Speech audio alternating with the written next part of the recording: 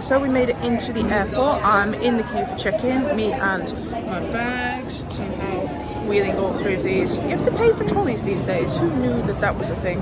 But the queue for check-in, as you guys can see, is quite long. So we're probably going to be here a while.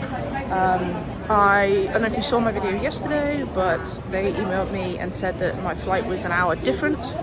And then they emailed me again last night at 1:45. To tell me that it had gone back to normal again. So that was helpful. Luckily I was still on the phone with John, and I heard about it last night. Otherwise I probably would have come an hour later this morning, which luckily I didn't, because this is crazy. So just got through check-in, a bit of a story. I'm going to fill you all in a minute. I just want to get through security first. There's a plane. Let's go. Let's do this. Let's go. So, let me catch you up. I'm now at the gate at Manchester Airport, and then waiting to board my flight to go to Reykjavik in Iceland. Manchester Airport is chaos. That's why I hadn't filmed anything else up to now. So the Manchester City, I don't know if you follow sports, but they're playing in the Champions League final tomorrow in Istanbul. So the airport is absolutely full. I don't even know if you're going to hear me over this. It's full of Man City fans trying to get on a plane to Istanbul. It's absolutely crazy here right now. At check-in, I had an absolute nightmare. I obviously had 2 bags to check in, 1 carry-on bag and my backpack. And you can probably hear the football fans that I saw earlier in the bar. They're now here to get on their flight to Istanbul. That's probably them. They're calling last final call for the Istanbul flight, so that's hilariously entertaining. So I got to check in. They're still going, but we're just gonna ignore them, really.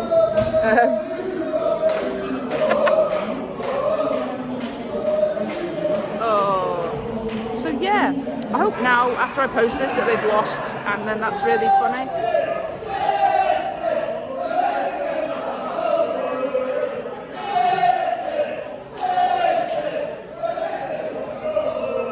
So yeah, this is Manchester Airport right now.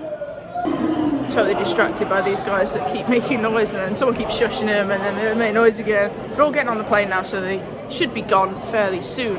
Anyway, back to my check-in story. So I got to check-in, and the guy was like, have you got an ETA, which is it's basically like a tourist visa. You need to get into Canada if you're just going there on holiday. The same thing for America applies with an ESTA. I've had them in the past. They've never been a problem for me before. They just link automatically to your passport. And all I had was, they've started again. This is going to be the whole video, honestly. And all I had was the letter from the Canada government or whatever, showing my point of entry letter, basically, that I'm allowed to enter the country up to the border point. From that point I will get a work permit for 2 years. Fingers crossed. Obviously it's up to the border agent at that time, but in theory, yes, it should happen. So the guy was like, well, where's your ETA? I can't let you through without your ETA. And I'm like, it's linked electronically to my passport. He's like, have you not got an email or anything to show that you've got an ETA? And I'm like, no, should I have? And I'm second guessing myself. I'm going, oh my god, did I do something wrong? Did I not fill out the necessary form? Did I totally miss something? Because they checked on the way here. I panicked and went, oh my god, ETA, what? But I looked on there's a couple of Facebook forum groups I'm on about this process specifically, and they were all like, look, it's linked electronically, you don't need to get one, you already have one, it's just on your passport. So I don't know, maybe I didn't get the email, but this guy was not having it. He was like, where's your ETA? And I'm like, oh my god. Well, I have got one, but I had no way to show him. I was like, it's on the passport.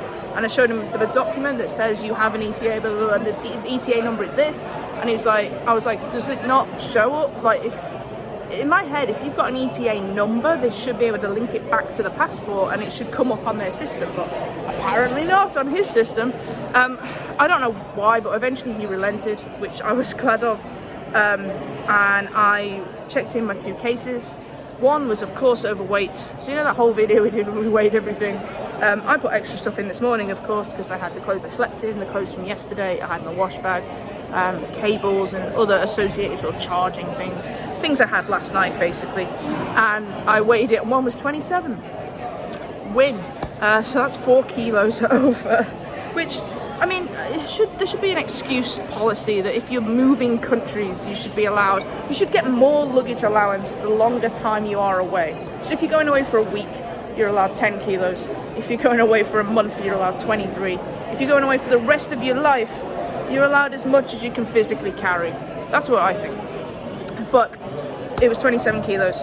And he said, okay, so this suitcase is over, you're gonna have to pay £63. I was like, it's been worse, I've been charged 100 before.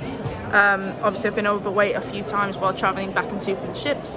And I was like, do you know what, okay, fine, I'll pay the £63, it's whatever, let's just get this done. I need to get on this flight, I need to get to Canada and to the destination. So I gave him my credit card, purposely my credit card, because I thought I'll stick it on the credit card and I won't have to worry about it. And he took it and pressed a few buttons and said, oh, have you got money on this card? I was like, bro, it's a credit card, it's like a MasterCard, it's brand new as well, I've only got it last year. And he was like, oh, whatever. And I was like, oh god, I can't even pay for this. And like, it should work, it should just go through, it's a credit card, right? So I was like, okay, try this one. I gave him a debit card and that didn't work either.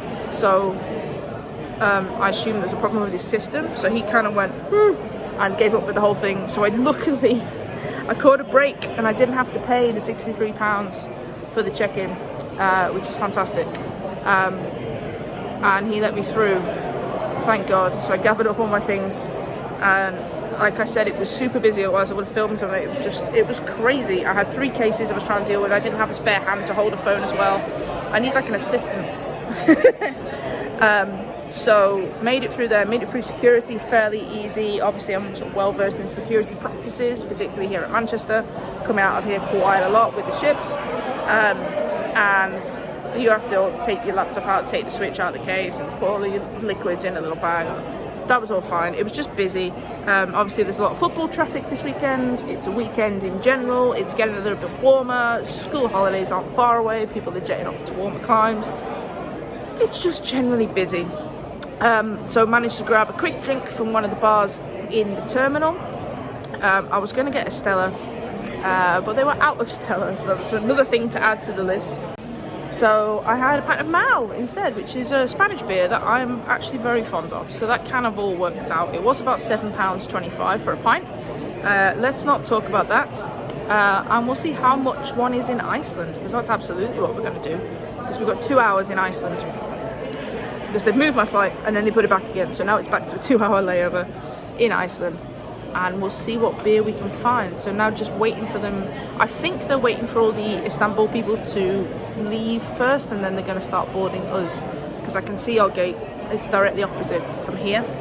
Just gate 29, still side of those crazy couple of hours. So hopefully it won't be too long and we'll be on the first flight of the day.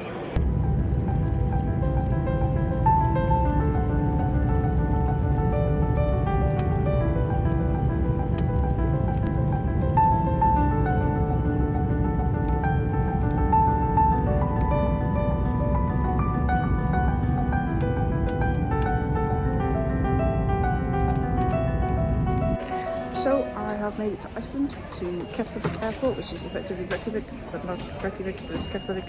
It seems like to be the same thing, but like sort of London Heathrow, London Gatwick, like just a different airport for the main city. I came, like, this is really nice. You get a little bus that comes in from the plane, you don't have to walk all the way. And I'm at my gate basically, and it's right, oh, this way, it's there. It's like the next bit, which is cool. I think it's just gates. I don't know if there's anything else. I've got about an hour until it actually takes off, which isn't that long, so hopefully my case makes it across, and we'll see what happens. We're gonna go have an investigate. So I got an Iceland beer called Gull, although it is in a glass that says Tuborg. Let's see what it tastes like.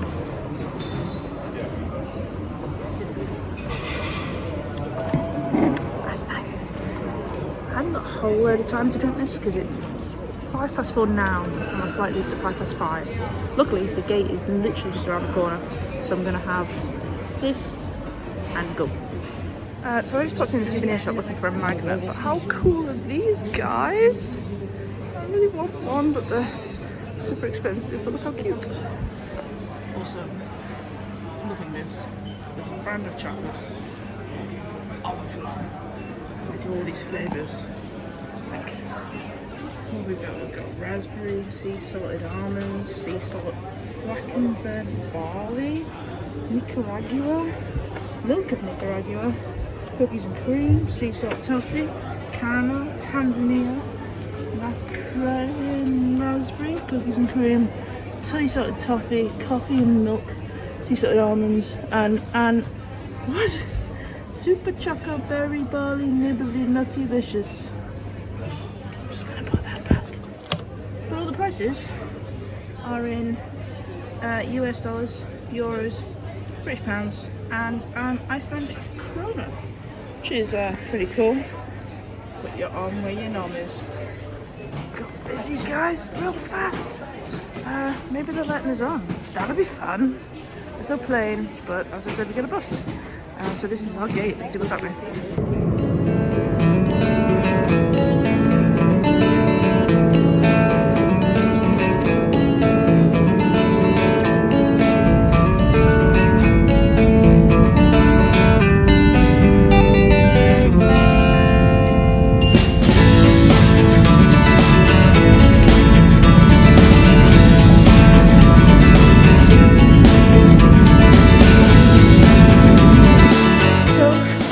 Made it to Toronto. Here it is. I'm in Canada. Did have a slight moment when I checked my app and the air tags were still registering as in Iceland, but they are here. All good. Now I just need to tackle immigration. Let's do this. So yeah, I'm through. I'm out in arrivals with my bags, about to head to go and get the taxi.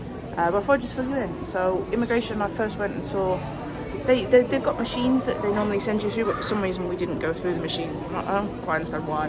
But he helped me fill out a little form, and then he sent me on to another section of immigration. So that's the first section everyone kind of goes through, and then because mine's it's not just people like coming home from holiday and whatever, because it actually requires an activation sort of thing. I have to go into another section, so there's 17 long desks. And one guy, there was about 3 or 4 people in front of me. I was maybe waiting 20 minutes or so, and I got called up and I gave him all my documentation. He asked to see my POE, my point of entry letter, which is the I've been approved kind of thing letter, and the evidence of my insurance that I have for the 2 years I'm here, and that's all he wanted to see. And he gave me my work permit and went, there you go, that's the way out. I was like, oh, okay, cool. So I went out, saw which carousel my luggage was meant to be on. I was like, oh, it'll be sat on the side because I've been in immigration for 20 minutes or so. And I got up and it said it was unloading still. And then I looked and my cases just came round right in front of me. So I pulled them straight off, grabbed a trolley, which you don't have to pay for here like you do in Manchester. And once I collected my bags, I actually noticed there was a Service Canada little kiosk, if you want to call it that, just the other side of baggage claim, and Service Canada is where I need to go to get a social insurance number, I believe it's called, similar to the national insurance number in the UK. Basically you need it to work and for your banking and all that kind of thing, and they were open, so I just literally went up to the desk. I was there less than 2 minutes. I had to fill out a form with my parents' names and maiden names and things. It's like an identity thing, I guess, and showed her my work permit and my passport, and she gave me a piece of paper that had my SIN number on it. So after all the faff this morning we had, and all the check-in was a nightmare at Manchester. They were intent on double checking things, and Iceland Air, even at Keflavik when I was trying to get on the flight to Toronto, was still they were asking me for copies of my fiance's passport, and I was like, I don't need that. This is solely a me visa, although John is a Canadian citizen. He's lived there all his life. He has absolutely no bearing on my visa whatsoever. I've not had to mention him included in this visa. It's just the type of visa it is. So I have everything now. I did have a panic that my cases weren't with me, but they are. It was just the app. It took a second to refresh, but thank God for Apple AirTags. I knew where everything was all the time. I was able to keep an eye on everything. So I'm going to pop to Tim Hortons, which is literally next door. I can't see it in that camera angle. I don't know why I showed you that. That's some old phone booths that used to exist, clearly. I'm going to go get some Timbits and maybe a Coke. And I have, time check, it's 8:30 now.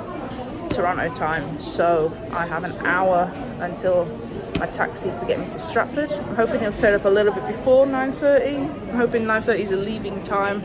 He'll maybe be here about 9, so I won't have too long to wait. And then it's 2 hours, hour 45-ish to get back to Stratford, back to the apartment where hopefully John is waiting. I did have a moment that when you come out and there's all the, you know, all the people are like waiting for everybody, I thought, what if there's somebody here that's actually waiting for me? What if, because John's been hyping up this surprise he's got for me. I keep saying it's a puppy, and apparently it's not a puppy. It should be a puppy, right? We should get a puppy. But I thought, oh, what if he's here? Or like his dad's here, or someone's come to pick me up. And I thought, no, they know I've booked the taxi, they know I've paid money. They're not gonna. Well, I just had a moment as I walked through the door, I was like, oh no, no one's here.